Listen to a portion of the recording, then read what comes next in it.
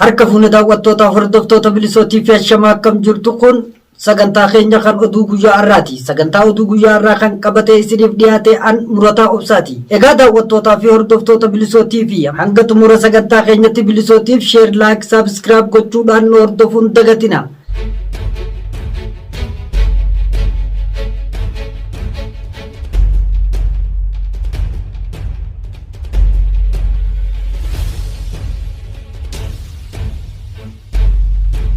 Mootummaan naannoo Amaaraa uummata Amaaraa godina Walloo aanota tokko keessa baasuun duula biroof qophaa'aa jiraachuunis dhagahamee jira. Gurraandhala 3/2023 fedhii duula lafa babal'ifannaaf uummata Oromoo kaaba Oromiyaa godina Walloo keessaa buqqisuuf qaban milkeessuuf amajjii 21/2023 haarawaan duula duguuggaa sanyii uummata Oromoo Walloo aanaa Jiillee Dhummuugaa irratti eegaleen bakkoota birootis miidhaa lubbuuf qabeenya kan qaqqabsiisan humnoonni finxaaleeyyii Amaaraa ammaas humna jabaa qindeessuun qophii irra jiraachuun dhagahamee jira. Fuula bifa haarawaan uummata Oromoo Walloo lafa abbootii isaanii dhiiga lafee fi lubbuu itti aarsaa gochuun isaan asgaan kana irraa buqqisuuf qophii xumuraniin bakkoota haleellaa jabaa itti raawwachuuf karoorfatan irraa saba Amaaraa keessaa baasaa jiraachuun dhagahamee jira. Magaalaa Khamiseef Haxaayyee Sanbatee fi magaalota adda addaa keessatti uummata Amaaraa baasuun Oromoo addatti jumlaan ajjeesuuf haal duree mijeeffachaa akka jiran himamaa jira. Humnoonni tarkaanfii uummata Oromoo irra fudhachuuf qopheeffaman humna addaa naannoo Tigraay irraa waamaman poolisii idilee milishaa fi fannoo walitti qabamanii naannicha marsanii jiranidha. Kana malees kaabinoota biltiginnaa aanaa Daawwee Harawa magaalaa Boruu uummata nagayaa walitti qabuun mooraa humna addaa Amaaraa keessaa baqate keessaa meeshaa guurrattan fidaa jechuun yoo hin finne ta'e humna jabaan isinitti hiriirsuuf jirra jechuun doorsisaa akka jiran jiraattonni godina Walloo bilisootiif himanii jiru. Dhimma qondaaltota ABO mana hidhaa jiranii qaama gaafannu wallaalle jaan abukaattoon qondaaltota ABO gurraandhala 3/2023 qondaaltonni ABO hidhaa jiran qondaaltota ABO olaanoo mana hidhaa jiran erga mana murtiitti dhiyaatan waggaa caalee jira jedhan abukaattoon qondaaltota kanneenii obbo Tuulii Baay'isaa. Qondaaltonni ABO kanneen akka obbo Abdii Raggaasaa, Mikaa'el Booranaa, Kanniisaa Ayyaanaa fi Lammii Beenyaafaan mana murtiitti kan dhiyaatan akka lakkoofsa Itoophiyaa bara 2013 ji'a gannaa keessa ture jedhan. Obbo Tuuliin isaan qofa osoo hin taane qondaaltota ABO godinaalee irra jiran mirga wabii isaanii manni murtii eegamuufilleen poolisiin gadhiisuu waan dideef ammayyuu hidhaa jira jechuun dubbatu. Himannaa irratti baname kanaafis ammoo mirgi wabii eegameefii jira. Garuu namoonni kanneen osoo himanni irratti hin banamne hin jiraatin akkasumatti hidhamanii jiru. Qondaaltonni olaanoo kanneen keessaa obbo Abdii Raggaasaa, Lammii Beenyaa,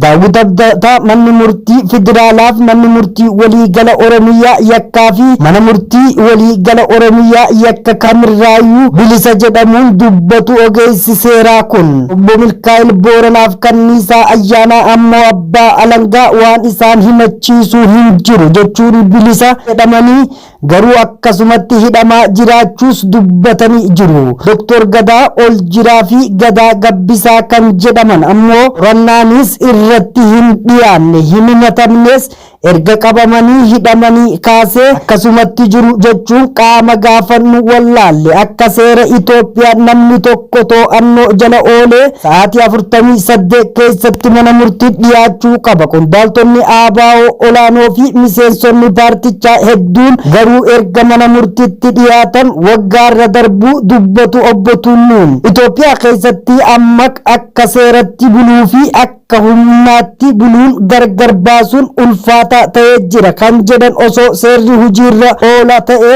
silaa jarri kun sa'aatii 48 keessatti mana murtiitti dhiyaachuu qaba ture. Yakkamaan mana murtiitti dhiyaate mirga wabii eegamee fi bahuu yookiin yoo yakki isaa guddaa ta'e ammoo mana hidhaa tura. Kanaan alatti ala deddeebi'ee falmaa jedhu waan seerri biyyattii jedhu yoo ibsan osoo himata irratti hin banin mirga wabii osoo hin eeginiif akkasumas nama tokko hidhanii kaa'uun ofuma isaatuufu yakkaadha.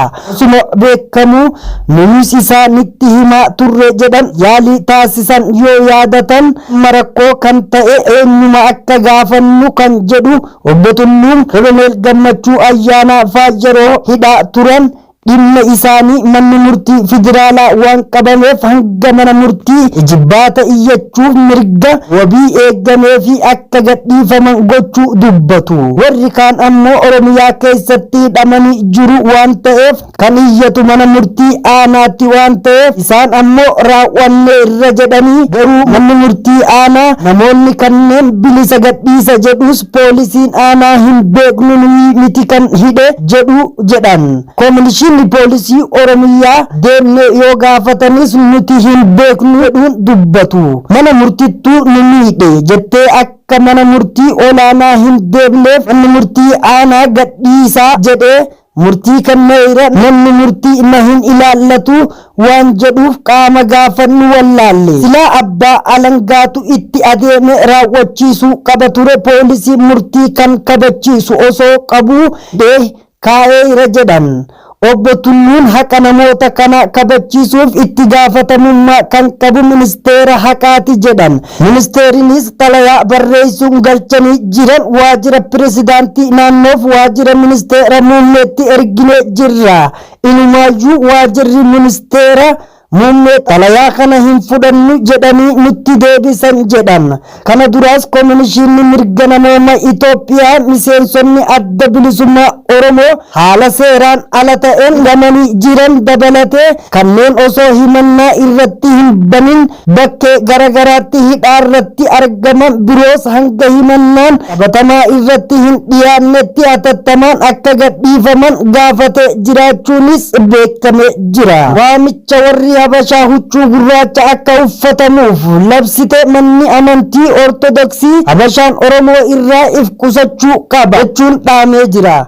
Poolisiin jeequmsa kaasuuf namoota huccuu gurraacha uffatan amantiin Ortodoksii dahoo godhatanii biyya goluuf qophaayan to'achuuf haalli hanjawaan kana caalu hin jiru jechuudhaan namoonni waamicha Habashaa maqaa amantii huccuu gurraacha akka uffatan jechuu labse kana irraa if eeggannoo gochuun guyyoota muraasa poolisiif akka hanja'uuf huccuu gurraacha dargaggoonni hin uffatin namoota huccuu gurraacha uffatu guyyoota muraasa labsame kanatti diina afaan Oromooti waan ta'eef miidhaan isaan irra qaqqabuufis itti gaafatamummaan kanuma keessan ta'uu isin hubachiifna. Sidoosiin Oromiyaa sabaa fi sablammoota Itoophiyaa haarawa deeggartoota Sidoosii qulqulluu guddicha waamicha waraanaa ifa ta'e gochaa jiru jechuun himatee jiraachuun dhagahamee jira. Bal'ina oduu kanaa akkatti aanutti urjii sabaat isiniif dhiyeessa.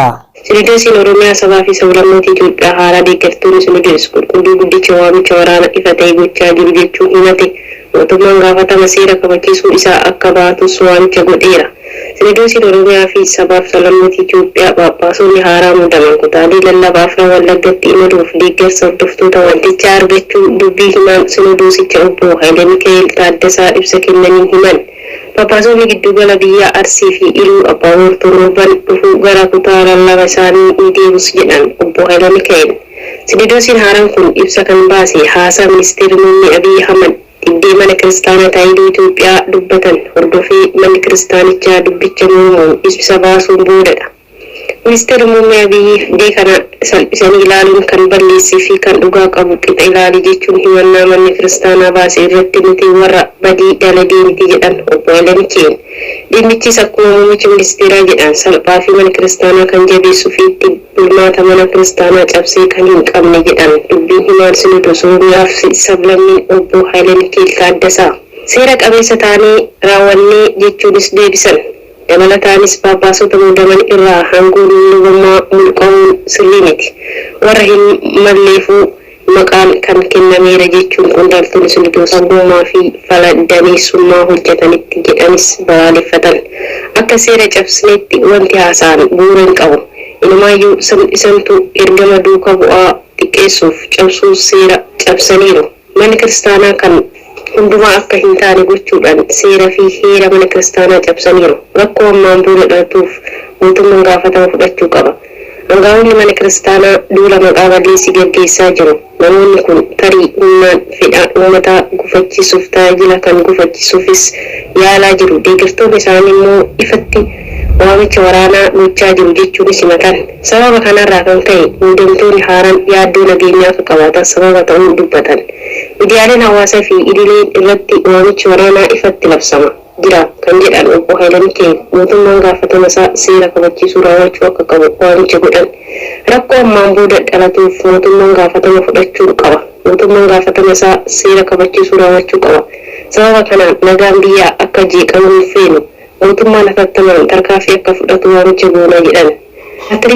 Paatiraayikii lammata muuduu fi teessoo lama hin qabatu. Manni kiristaanaa iyyata dhiyeessee ilaalchises lameenuu wanta sinidoos isaanii gaafate yookaan raawwachaa jiru akka hin taane himan. Kitaaboleen galatoo fi sirna galatoo manni kiristaanaa hiikeera jechuun sinidoosiin ibse qabsoo abbootiin amantaa duraanii dalaganii hojjetanii jechuun warri mana amantichaa xiqqaa ta'uu kaasan. Lallabnii fi tajaajilli afaan Oromoo kennaman jiran kan jedhus bakka muraasa ta'uu himuun fudhataman dhabsiisan. Dabalataan afaanota sabaa fi sablammiilee kan hin qaqqabnes jedhaniiru. Yaada ministeerri muummee Abiy yeroo manni lubbummaa naannoo Tigraay mana kiristaanaa irraa fudhatu ibsu namni gaafate balaaleffate hin turre jechuun kaasan ilaalchisee sinidoosiin deebii manni kiristaanaa lakki dubbiin garaagarii jechuun morma irrattis dubbate.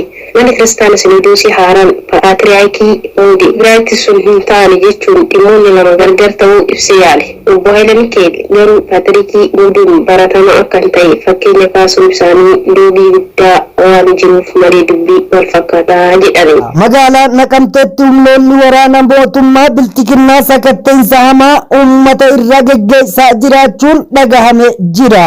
Biyya Oromiyaa bulchiinsi magaalaa Naqamtee gurraandhala 1/2023 irraa eegaluun humnoota waraana mootummaan paartiin biltiginnaa uummata magaalaa Naqamtee fi naannoo ishee irratti dararaa olaanaa geessisaa jiraachuun maddeen bilisootiif himanii jiru. Roobii dabre jechuun gurraandhala 1/2023 ganama barii irraa eegaluun daandii keessaan dabalatee bakkeewwan hedduutti waraqaa eenyummaa gaafachuun sakatta'insi guddaan geggeessuu kana malees kanneen waraqaa eenyummaa irraanfatan mana baanii immoo mana hidhaatti guuruu turan kan jedhan maddeen bilisootiif guutumatti magaalaa Naqamtee haala hamaa keessa jirti jedhu.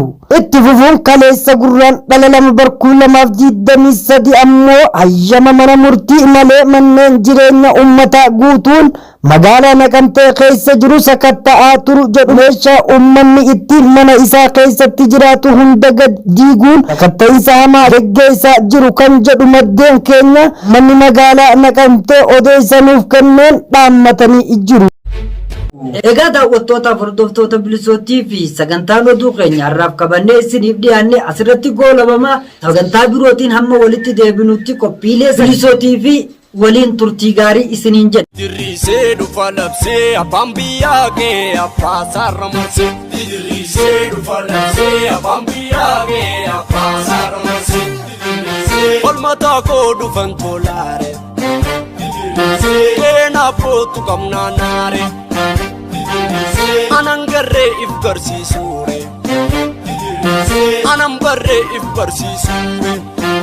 Dirrisee dhufa labsee abbaan biyyaa kee abbaa saarra marsee. Dirrisee dhufa labsee abbaan biyyaa kee abbaa saarra marsee. Dirrisee dhufa labsee abbaan biyyaa kee abbaa saarra marsee. Dirrisee dhufa labsee abbaan biyyaa kee abbaa saarra marsee.